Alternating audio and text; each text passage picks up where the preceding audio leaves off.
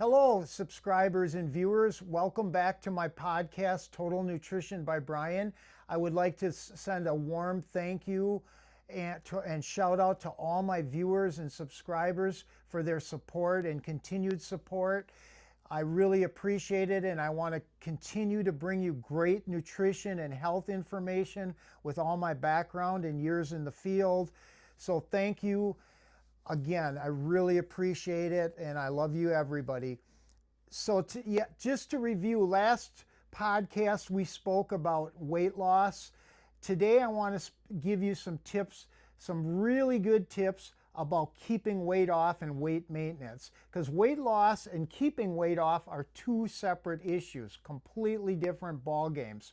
So, just to review, we said last week that your number one predictor of long-term success is physical activity. Keep moving, get moving. When is the best time to do that physical activity? Upon rising in the morning. Rehydrate, drink some water, get some cardio going, 20 minutes, a half hour before you eat. Jumpstart that metabolism. And every 3,500 calories, 3,500 is 1 pound. So when you gain a pound, over time you've excess 3,500 calories. When you lose a pound, over time you've deficited 3,500 calories. So we'll talk more about that, but that's just a little review. Now, when we look at your BMR, basal metabolic rate at rest, how many calories do you need as a man or a woman? If you want to take notes, this is some great information coming down the pipe here from a master's prepared nutritionist and nurse. So BMR is basal metabolic rate. That's your body at rest to keep you hemodynamically stable, your blood pressure, your heart rate, if you were just laying in bed doing nothing, basically. So if you look at a woman, her multiplier is 11 calories per pound. A man is 12 calories per pound. So kind of remember those numbers. Okay, so 11 calories per pound, if you were a 100-pound female, 11 times 100 would be 1,100 calories at rest you would need a day to maintain that weight. That's why in this dysfunctional world of high calorie, high fat, we don't see a lot of 100-pound women walking around because the world's dysfunctional for that. But I'm going to give you some tips, and this concept that I figured out at about 2 in the morning one night and wrote down is great to keep the weight off. So, and a male, I said, is 12 calories per pound. So if you had a 200-pound male, 200 times 12 is roughly 2,400 calories would be his maintenance for BMR, basal metabolic rate, at rest. No physical activity in the equation. Think of exercise as a bonus with this. Okay, so we've talked about, or I want to address this yo-yo syndrome real quick. You have people that lose weight, gain it back, lose it, gain it back. You've seen some celebrities like Janet Jackson, Oprah Winfrey. They've done this. Sometimes you see them, they're thinner, they're heavier. Overall, it's not good for your overall health, your cardiovascular system, and no one wants to gain their weight back. If you've worked hard to lose it, you want to keep it off. That's why I'm here today, to give you some good tips to keep it off. So I have this concept, and I'm going to give you an example empirically using numbers. It's called the minus y concept. So if you take, and I'm going to show you my math a little bit. If you take a 200-pound woman who wants to lose weight, remember I said to review, 11 calories per pound. So that 200-pound woman, when she weighed that, 200 times 11, her maintenance calories were 2,200. She was consuming, it would average out, maybe not daily to 2,200, but over time, her mean calories are 2,200 per day to maintain that body weight of 200 pounds. So this woman starts exercising, improves her nutrition, and she loses 70 pounds. She goes from 200 down to 130. Now she's a smaller machine. Think about if you're driving a Cadillac Escalade, it requires more gas than if you were driving a Toyota Camry. So she's a smaller machine, meaning she needs less calories. So now at 130 pounds, her new maintenance calories, if you take 130 times 11, roughly 1400. It's 1430. So let's round it off, 1400.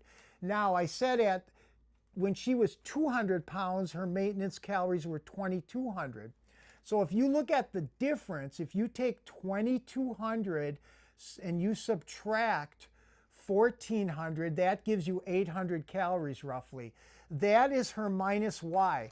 What that means is that woman, to keep that weight off, she needs to make lifestyle changes that account for those calories, those 800 calories. She needs to take those 800 calories out of her daily routine every day. Physical activity, environmental control, bringing healthy foods into the house. There's different procedures, behavioral procedures she can use.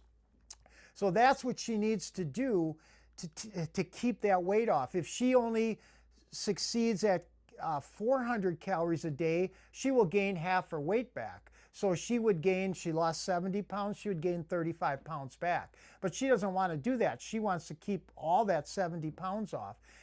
Again, physical activity is very, very important. It's actually your number one predictor of long-term success.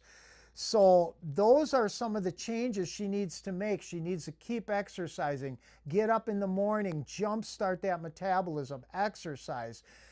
And the bigger the minus Y, the greater the task. So if that woman lost 100 pounds, if you just do the math backwards, her calories 100 times 11 would be roughly 2,100 calories would be her minus Y. So she'd have a bigger task.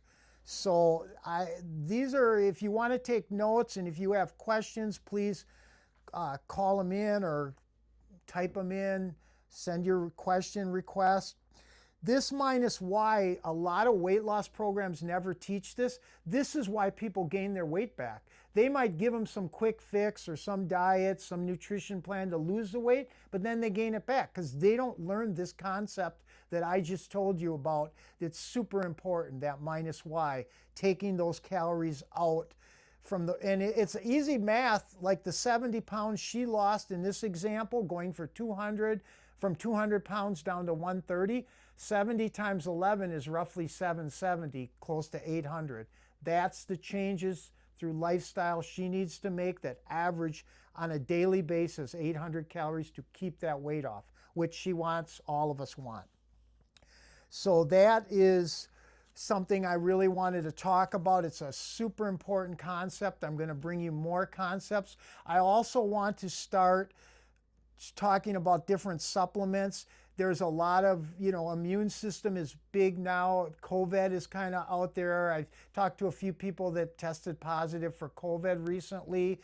This supplement here is a good one, Optimal Q-Saterin.